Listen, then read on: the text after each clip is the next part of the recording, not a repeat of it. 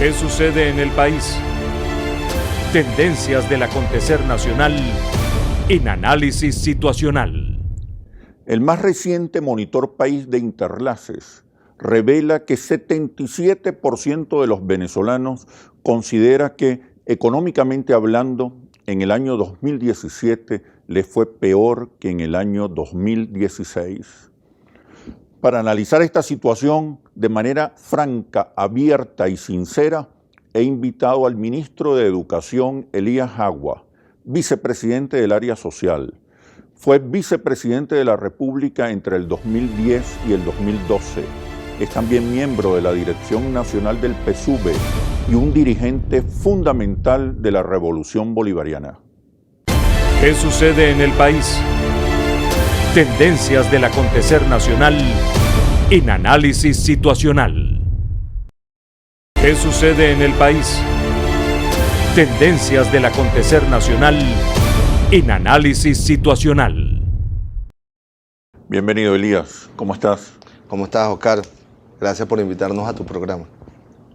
Yo sé que ustedes saben que la situación está difícil. ¿Okay? Escasean los alimentos, la inflación es terrible, está fallando el transporte, algunos servicios públicos. Entiendo, y los venezolanos también, que hay una guerra económica contra el país que pretende cercarlo, asfixiarlo desde el punto de vista económico y financiero. Además, es obvio que la caída de los precios del petróleo, inesperada, prematura, también ha sido un factor que ha agravado la situación. Pero ¿qué estamos haciendo? Los venezolanos quieren saber qué se está haciendo, qué respuestas hay, qué soluciones se adelantan. Bueno, mira, en primer lugar, hemos mantenido en medio de toda esta situación un sistema de educación público y gratuito, como es una excepción ya en el mundo, ¿no? Más de 5 millones de niños y niñas van todos los días a una escuela pública gratuita. ¿En qué condiciones van? Y sirven. Los uniformes están caros, la comida está cara. Nosotros dotamos de uniformes, transferimos 3 millones de bonos de inicio de año escolar, dotamos de los morrales necesarios. En las escuelas estamos sirviendo un programa de alimentación escolar, ¿no? Desayuno, merienda y almuerzo en el 75% de nuestras instituciones educativas. Mantenemos un sistema de salud público y gratuito que tiene debilidades ahorita, producto de los consumos, es verdad, pero hay un médico en cada comunidad, en cada barrio, hay un médico, hay una enfermera, ¿no? Hemos mantenido un sistema de pensiones. El 91% de nuestros adultos mayores, independientemente de que hayan cotizado o no, están pensionados. Hemos mantenido una política de incremento salarial permanente, que es una lucha contra la especulación, pero lo irracional sería no proteger el salario, ¿no? En términos de política macroeconómica. No, pero escúchame, porque estamos hablando de una situación que, si bien hay dificultades, yo te quiero expresar las fortalezas que ningún gobierno, ni siquiera en abundancia en este continente, mantiene para un pueblo, ¿no? Frente a reducción del ingreso, ¿qué es lo primero que hacen los gobiernos? Reducir la inversión en lo social. Entonces no es poca cosa, Cheme, ¿no? Que en Venezuela se mantenga un sistema de educación público y gratuito, un sistema de salud público y gratuito, un sistema de pensiones independientemente que cotices o no, un sistema de protección a las familias vulnerables, 1,5 millones de familias protegidas con un ingreso equivalente al salario mínimo. Me voy primero a lo social, porque en el tema de un país con una situación compleja en lo económico, lo primero que se sacrifica en los gobiernos neoliberales es lo social. Nosotros, por el contrario, en esta situación hemos redoblado nuestro esfuerzo en lo social, ¿no? Ahora, los venezolanos te dicen, no tengo cómo comprar la comida está muy cara. Eso es fundamental. Bueno, pero la gente tiene que comer para sobrevivir. Está bien, y allí está la política de incremento salarial, allí está el sistema de distribución de alimentos planificados, que no llega con la regularidad, es cierto, y vamos a hablar de por qué eso sucede, ¿no? Estamos haciendo esfuerzos por diversificar los ingresos, ¿no? A través de la inversión en el proyecto minero, en la política de inversión en el turismo, ¿no? Estamos trabajando para el refinanciamiento de la deuda contra viento y marea y contra todo el sabotaje internacional. Política antiinflacionaria. Que hay contra nosotros. No hay soluciones mágicas, ¿no? Y nosotros estamos trabajando en función de recuperar el aparato productivo. Y en paralelo, el diálogo político. Porque no todo, ¿no? Pero buena parte de toda esta situación tiene que ver con una situación de conflictividad política que ha generado la oposición, y por eso el empeño que ha puesto el presidente Nicolás Maduro. Un elemento fundamental para desarrollar una política de estabilidad cambiaria, de normalización del abastecimiento mediante la importación necesaria, no solo de los bienes, sino también de los insumos para producir, tiene que ver con que cese todo el sabotaje, todo el boicot, toda la imposibilidad del libre comercio que hoy se le está aplicando a Venezuela. Venezuela hoy es sujeto de una política de condicionamiento del comercio, atentando contra el libre comercio que tienen los países a adquirir los bienes y los servicios en cualquier parte del mundo. Por eso un tema central en el diálogo que le hemos planteado a la oposición es que ellos que promovieron esas sanciones, bueno, rectifiquen y hagan un llamado a la comunidad internacional, sobre todo a la Unión Europea, al gobierno de los Estados Unidos, a que paren esa política y permitan que se restituya el libre comercio con Venezuela. Porque con una política de importación de insumos para la reactivación del aparato productivo, tanto en medicinas como en alimentos, como de los medicamentos, ¿no? Y de los flujos financieros, nosotros podemos lograr estabilidad cambiaria, estabilidad en los precios, ¿no? Como parte de una política frente a toda esta escalada especulativa. Te digo que la gente la está pasando mal. Es porque está a la vista. No intento incomodarte. No me incomoda, es que nosotros los conocemos. Tú sabes que yo ando en la Me preocupa, calle. por ejemplo, Elías, me preocupa que no hay una política antiinflacionaria, no hay una política cambiaria, no hay una política fiscal, no hay una política monetaria. No hay manera de resolver el problema de la recuperación del crecimiento y el combate a la inflación si no se revisa la política cambiaria. Pero ¿cómo puedes tú? Tenemos 4 años con esa tarea pendiente. ¿Cómo tú puedes estabilizar todas esas variables si tú pagas la deuda y lo que te hacen es encarecer el pago de la misma? O incluso ya te impiden incluso pagarla o refinanciarla, ¿no? Sí. ¿Cómo puedes hacer eso si la política de venta del petróleo hoy está condicionada en los Estados Unidos, por ejemplo, ¿no? Entonces, hoy son las sanciones. Entonces requiere, pero es que las sanciones hace 2 años, es que las sanciones son de años. Facto. Las sanciones no comenzaron este año.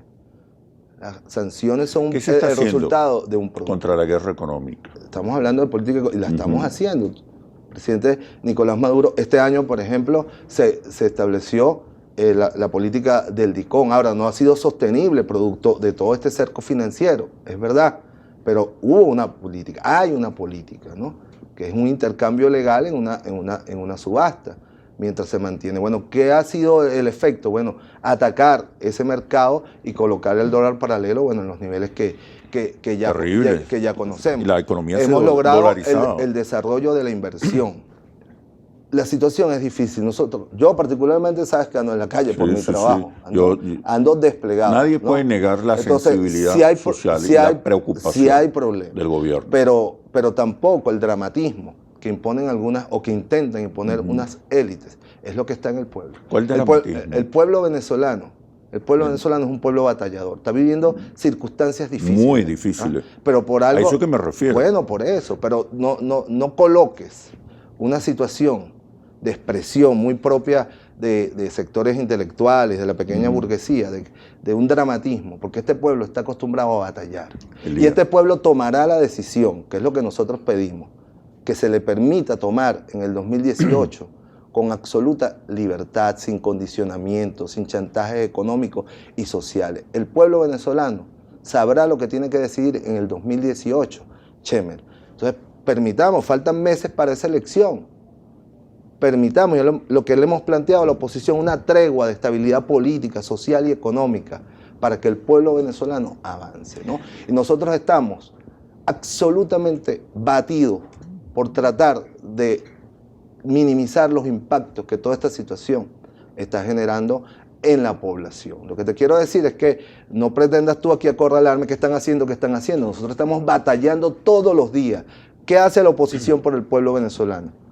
Lo que hace es lo contrario, ir a pedir sanciones, ir a pedir boicot contra la economía venezolana, porque ellos creen que sobre la base del estrangulamiento del pueblo, del estrangulamiento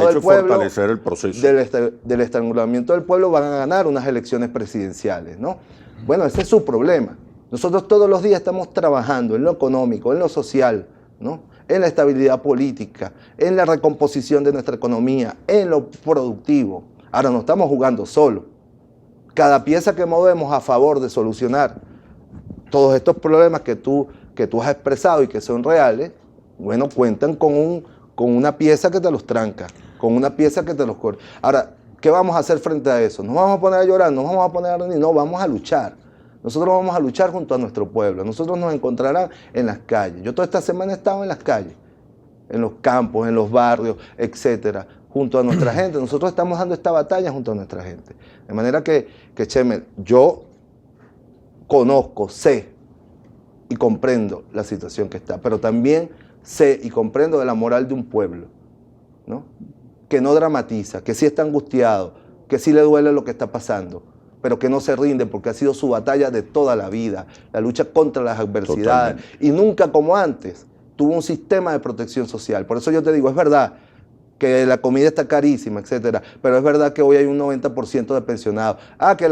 Dice la oposición, la matriz de la oposición, que esas pensiones no alcanzan para nada, lo que tú quieras, pero están pensionados.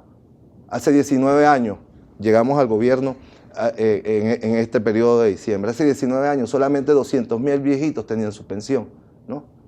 Y cada día, este año, solo este año, porque tú me vas a decir, no hables del pasado. No hablo del pasado, hablo de este año. 500.000 nuevos pensionados han ingresado, 500.000 mujeres a hogares de la patria y seguimos expandiendo. Nosotros no vamos a dejar nunca solo al pueblo al que pertenecemos, además. Nosotros no somos extraños a este pueblo que hoy está batallando, que hoy está enfrentando todas estas dificultades. No es dramatismo, Elías. El dramatismo es objetivo. No, anda batallando. Anda buscando respuestas y soluciones. El pueblo tiene problemas. Cuando te planteo el drama, la población venezolana está te estoy dando más bien la oportunidad de presentar esa respuesta, de aliviar la angustia, la incertidumbre. Gracias por darme la oportunidad y te las estoy dando. Vamos. Ahora, tú no quieres escuchar, tú quieres hacer ver que el gobierno nacional está rendido frente a las circunstancias. Este es un gobierno que ha batallado durante 4 años en lo económico, en lo político y en lo social, como nunca antes. Que hay deficiencia. Entonces no intentes tú generar una matriz. No, con respecto es mentira, a las políticas no hay inacción económicas. Puede ser que haya problemas de eficiencia, pero inacción no hay. Inacción no hay. Eso no es responsable. Decir que este gobierno no está haciendo nada por la economía. Tú tienes que ser ponderado en tu reflexión, ¿no? Ok, vamos a continuar esta muy buena conversación después de los comerciales. Ya venimos. ¿Qué sucede en el país?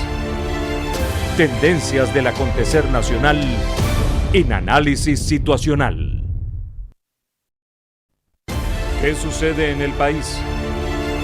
Tendencias del acontecer nacional en Análisis Situacional.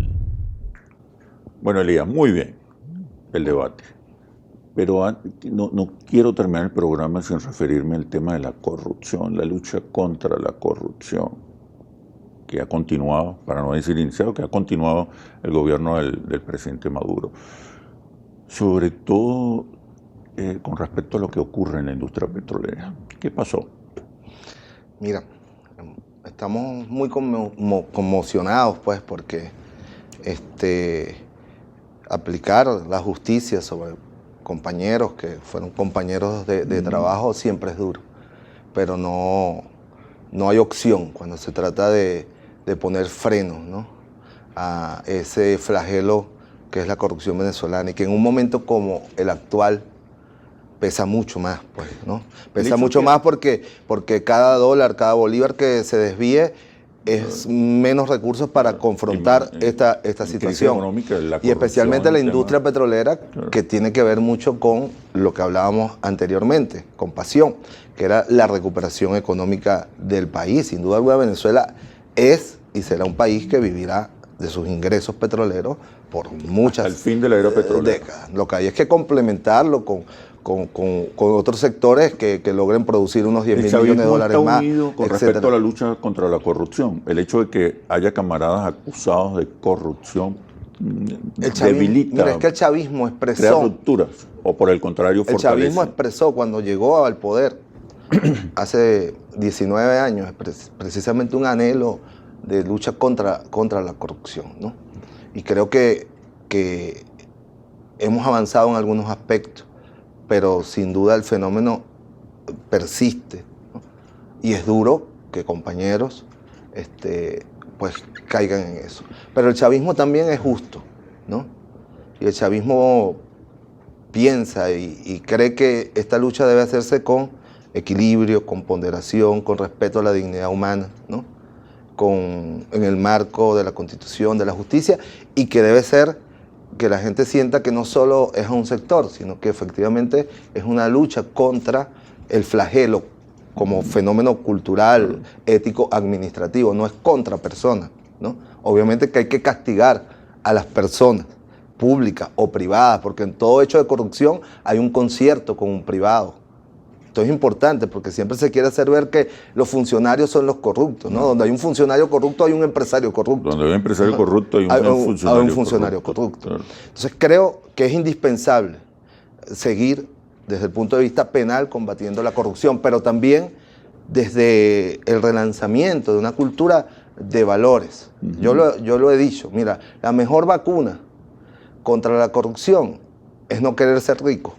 Porque ¿cuál es el origen de la corrupción? Bueno, que tú quieres apropiarte de manera ilegítima o acumular riqueza de manera ilegítima a costa de los dineros que son de todos. La crisis económica no está alimentando la corrupción.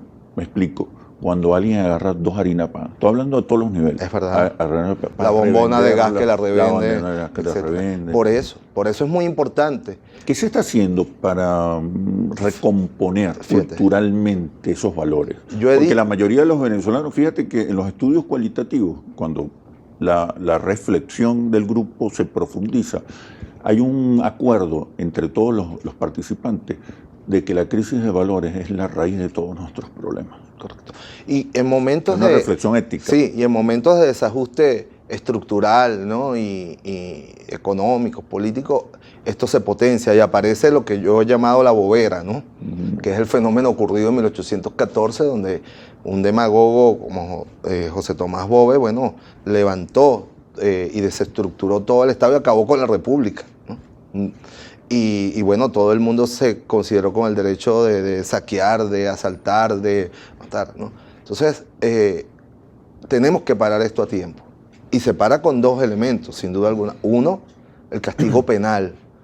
Desde el más alto nivel, como lo estamos haciendo, bueno, lamentablemente hasta el más humilde, yo en estos días tuve el hecho lamentable de unos trabajadores de una escuela robándose la comida del comedor de los niños, ¿no?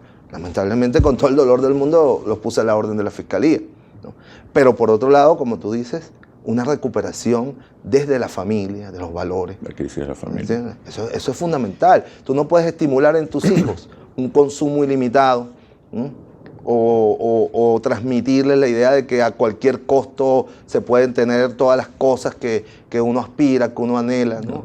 Desde la familia tiene que comenzar una cultura del trabajo, de la solidaridad, honesto, solidaridad, del compromiso. Luego la comunidad tiene que ser vigilante, la comunidad no puede permitir que en su barrio se revenda la comida del CLAC, ¿no? Es la propia comunidad la que hay que dar un gran debate. ¿Cómo es que tú te vas a robar la mitad de la caja del CLAC si esa es para el vecino que la necesita? En algunos casos la crisis económica genera incentivos. Claro. La escuela es una gran responsabilidad. Ahora que yo estoy al frente de esa tarea, es fundamental allí la formación de los valores, de la ética, ¿no?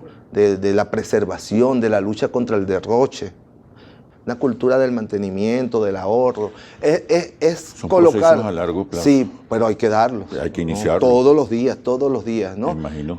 La idea de una sociedad modesta, donde todos podamos vivir con dignidad, con justicia, que todo el mundo tenga el derecho a una vivienda digna, modesta, que tengas acceso a la educación pública o privada, a la salud pública o privada, a un transporte público. A la alimentación, ¿no? al transporte, a la salud. ¿Y cómo se logra eso? Solo con trabajo.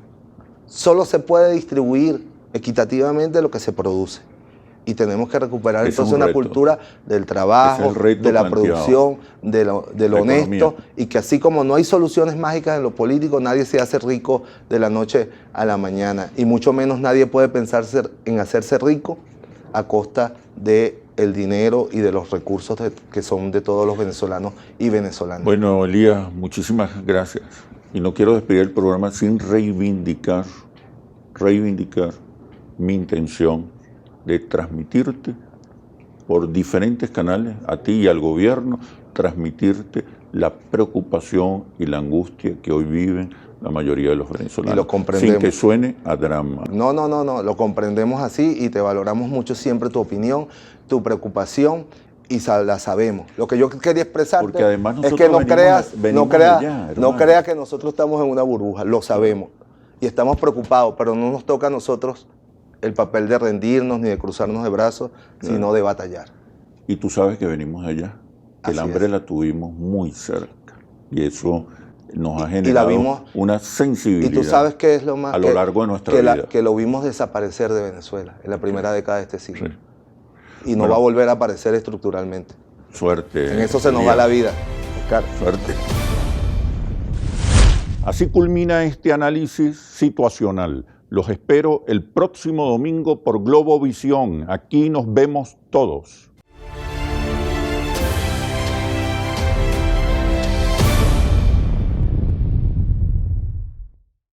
¿Qué sucede en el país? Tendencias del acontecer nacional en Análisis Situacional.